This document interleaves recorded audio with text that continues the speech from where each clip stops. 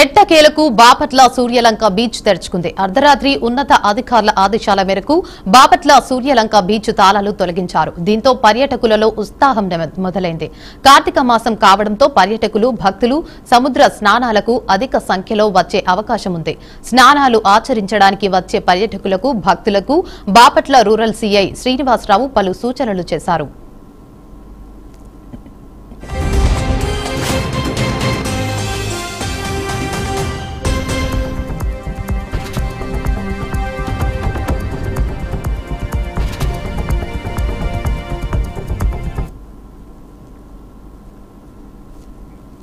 మోంతా తుఫాన్ ప్రభావం వలన సముద్రంలో గుంతలు ఏర్పడటంతో కొద్ది రోజుల పాటు పర్యాటకులను ఆపివేయడం జరిగింది. గజ ఈతగాళ్లతో సముద్రంలో ఎక్కడెక్కడ గుంతలు ఉన్నాయో లేవా అని పరిశీలించిన తరువాతే పర్యాటకులకు అనుమతులు ఇవ్వడం జరిగిందని రూరల్ సీఐ శ్రీనివాసులు అన్నారు.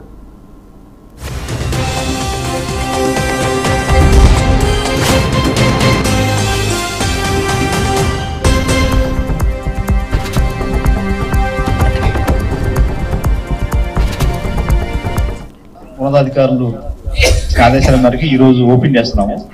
మీరు ఎందుకైనా మంచిది ఒకసారి మేము అక్కడ లోపల మీకు హెచ్చరిక బోర్డు లాగా పెట్టాము, రెడ్ ఫ్లాగ్స్. వాటిని గమనించి వాటిని దాటి లాగకపోవాలి.